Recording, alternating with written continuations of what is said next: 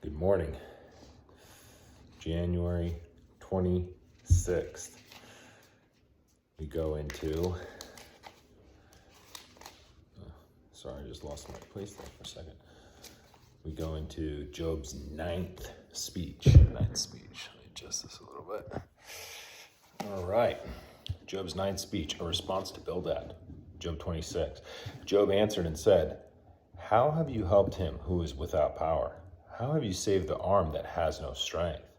How have you counseled one who has no wisdom? And now have you declared sound advice to many?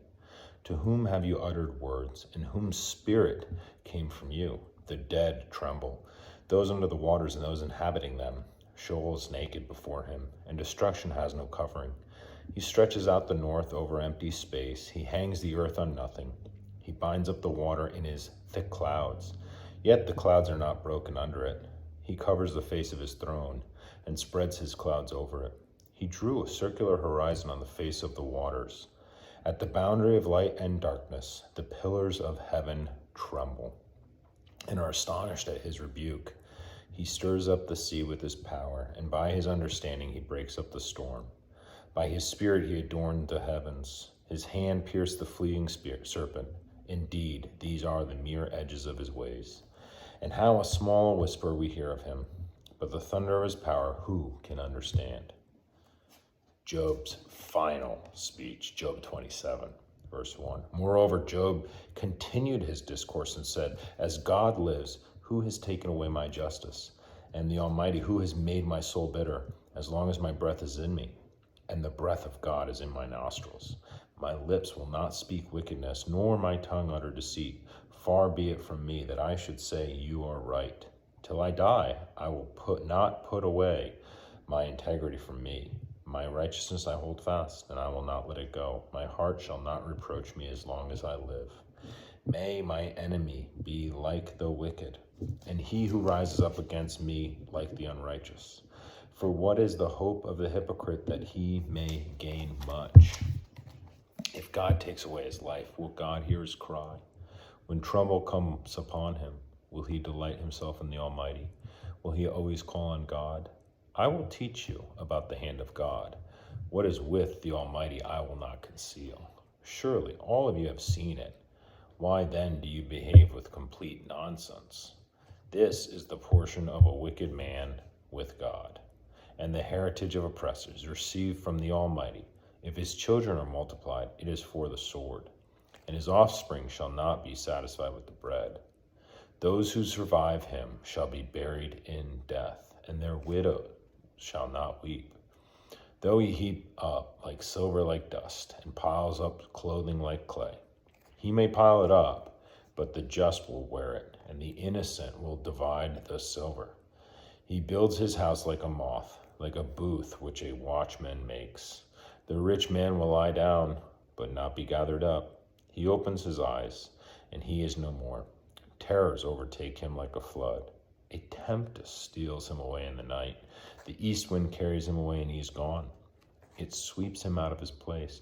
It hurls him against him and does not spare.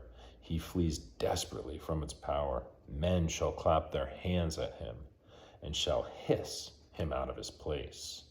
Surely there is a mine for silver, and a place where gold is refined. Iron is taken from the earth, and copper is smelted from ore.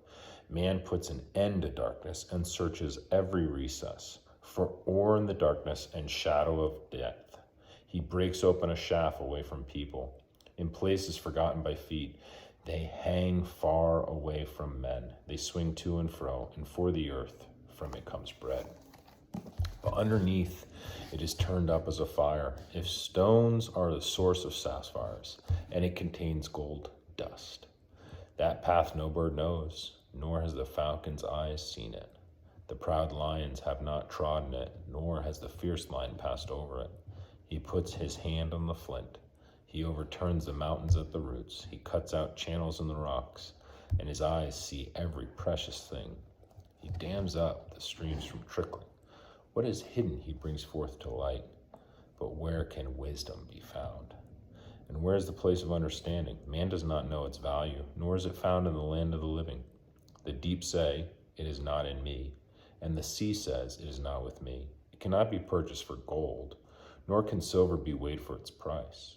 It cannot be valued in the gold of Ophir, in precious onyx or sapphire.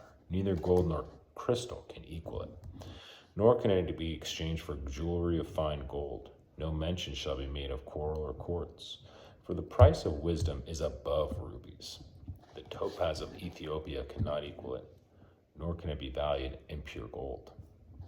From where then does wisdom come, and where is the place of understanding? It is hidden from the eyes of all the living, and concealed from the birds of the air. Destruction and death say, we have heard a report about it with our ears. God understands its way, and he knows its place.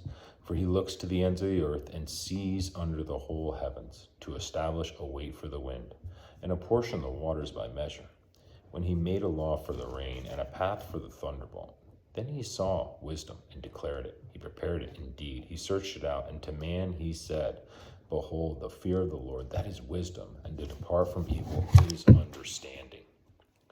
Job further continues his discourse and says, oh, that I were as in months past, as in the days when God watched over me, when his lamp shone upon my head, and when by his light I walked through darkness, just as I was in the days of my prime, when the friendly counsel of God was over my tent, when the Almighty was yet with me, when my children were around me, when my steps were bathed with cream, and the rock poured out rivers of oil for me.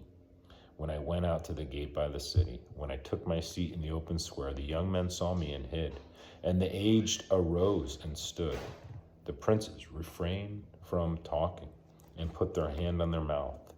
The voice of nobles were hushed, and their tongue stuck to the roof of their mouth. When the ear heard, then it blessed me, and when the eye saw, then it approved me. Because I delivered the poor who cried out, the fatherless, and the and the one, sorry, I got a little background noise. It's your mom, kids, turning on the dryer. Delivered the poor who cried out, the fatherless, and the one who had no helper. The blessing of a perishing man came upon me, and I caused the widow's heart to sing for joy.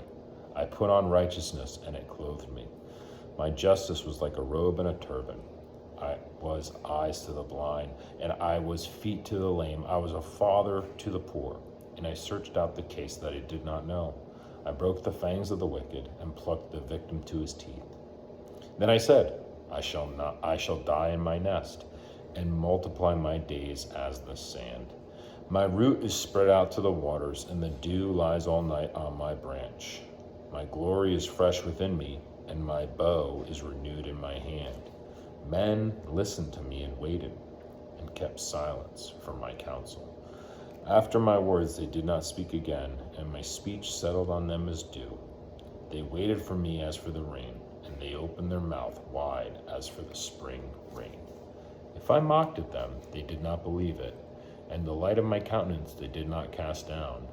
I chose the way for them and sat as chief, so I dwelt as a king in the army, as one who comforts mourners. Love you guys. Have a great day. Tomorrow, Job speaks of his anguish. And then we have a couple of days of Elihu, and then, what is it? It's on January 30th where the Lord challenges Job. Okay. I was a little ahead. Okay. Anyway, love you guys. Have a great day.